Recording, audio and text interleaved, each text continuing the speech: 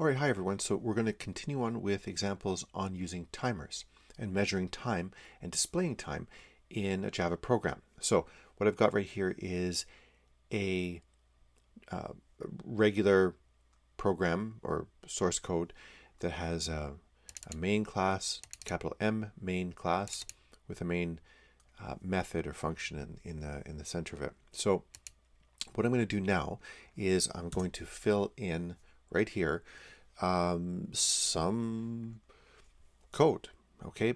But what we're going to do is we're going to set up basically a timer, a scheduled timer. And the three sources right here are good places to go to if you want to find out more about timers. So what we're going to do is we're going to add a timer. So add a timer right there. And we're going to do timer like that. And we're going to do schedule, and then there's going to be 3 parameters in there like that. Now, it doesn't know what timer is. So what I need to do right here is I have to add in import java.util.Timer like that. All right. So now it recognizes timer right here. So we're going to have a schedule. And when we start this timer, and it will basically call something over and over and over again at a fixed rate, we're going to have no delay, and we're going to have a repetition period of 1,000 milliseconds, okay? Now, what we need to do in here is we have to have a task that will be called on a particular schedule. And you can actually see that this is the description of what's really supposed to be going on, okay? Now, there's a light bulb that comes up here. Put arguments in separate lines. No, we're not going to do that. But what we need to do is we have to have a task. So we're going to say new my task, like that. All right. So this task right here is what needs to be called by the scheduler. Now, it doesn't know what this task is because we have to create it. Now, let's go and do that. All right. So what we're going to do next, outside of the main method right here, is we're going to create a new class. So static class my task, and we're going to do it in a way that extends what's called timer task. Whoops.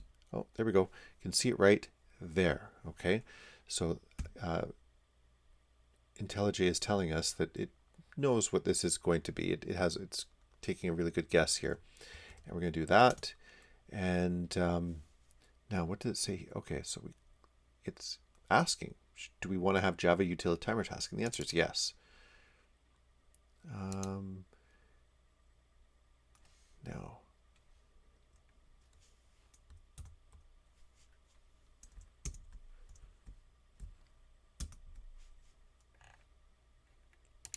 no, I can't figure out how to add that, so it's going to have to go in here. So java.util.TimerTask, like that. Okay. All right. So now we are good there.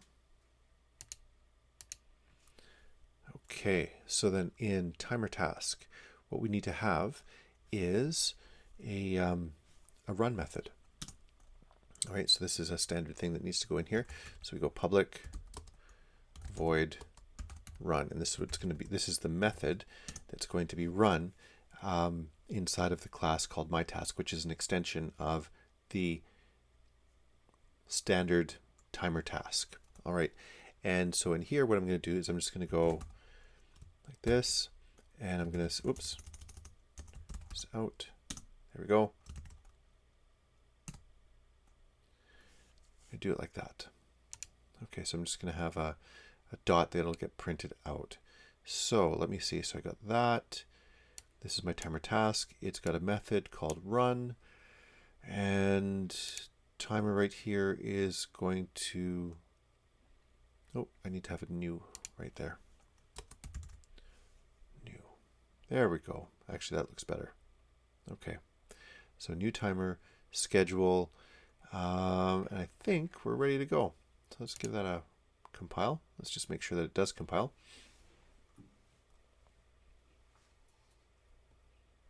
It's currently building.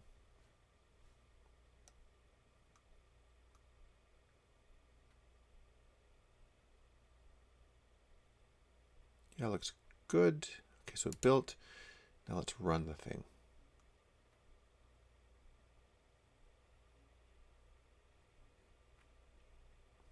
Okay.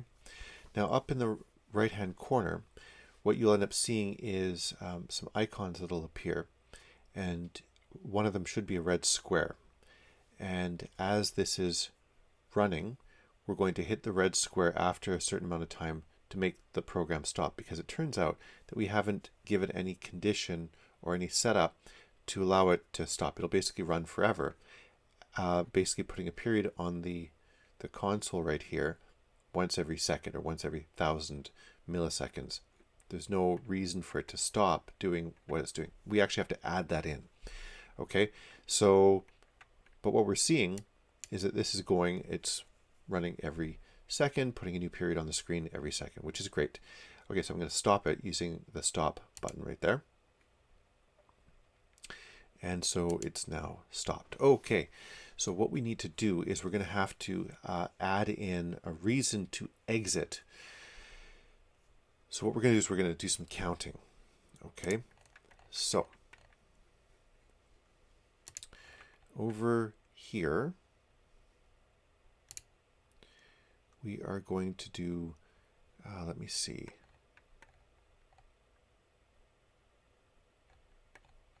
Yeah, we'll do it right here.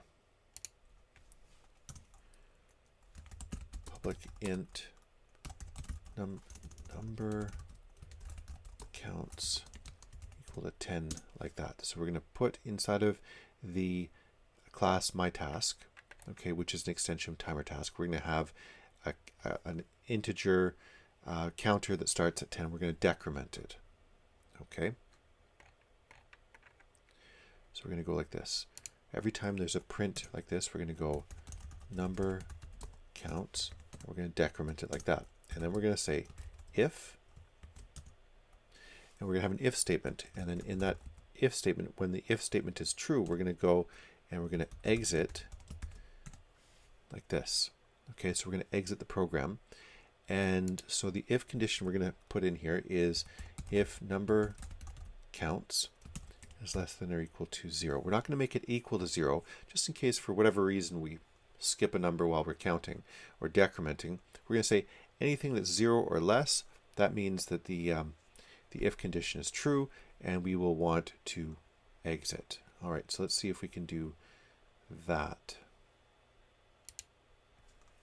I'm just going to do a print like this so we can see it all in one line. All right. So I'm going to run this. So it's going to do a little build and a run.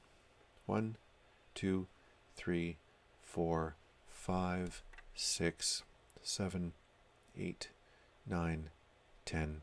Exit. Okay, so it exited. Good. Let's go one step further here, and let's actually measure the time using the same the computer's timing system as well. Okay, and display it. So we can see that we're supposed to be going once every second. Let's actually see what the actual time value is. So what we're going to do is over here in the main method, we're going to record system time. We're going to use a, let me see, we're going to use system.current time milliseconds, like that. All right, and that requires storage of a value in a long integer. So long, which it stores a lot of information, and we're going to say start time is equal to that. All right, so we're going to make that right there, and we're going to, let's see. Actually, no, I'm going to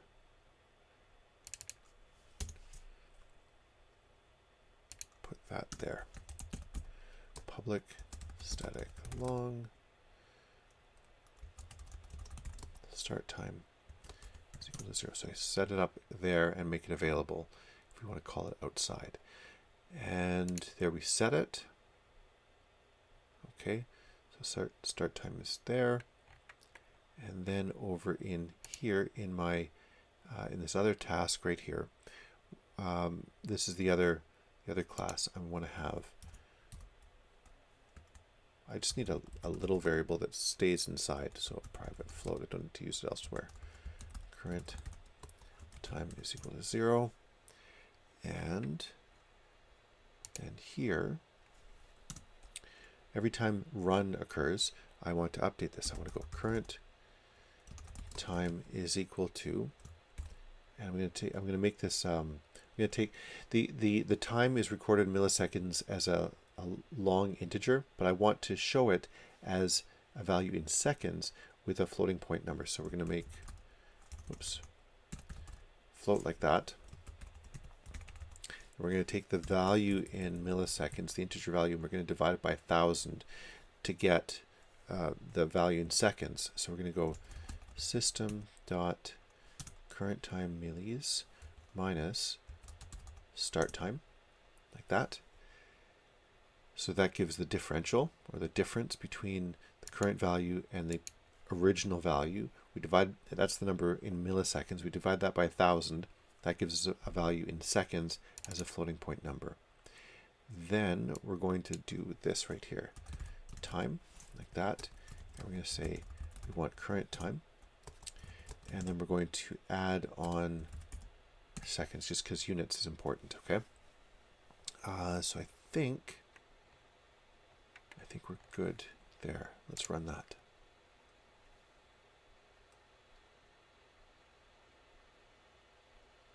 Oh, no, I forgot. It should have been a print line. Let's stop that. Okay, and print line right there. Let's try this again.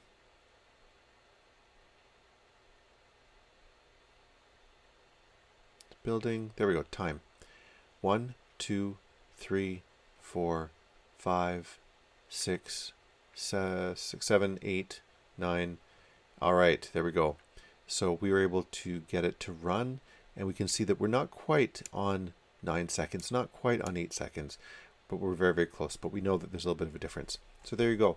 So what we've shown here is basically a timer task that gets called periodically, all right, which can be actually in a lot of engineering and science applications, this is exactly what we want to do. It might not be on the second. We might want to call it every half a second or every 3 minutes or something like that. But to know what time it is, to be able to run a task at a particular point in time is a very important thing in engineering and science applications. And we can do it in Java as I've shown right here. All right, take care, everyone.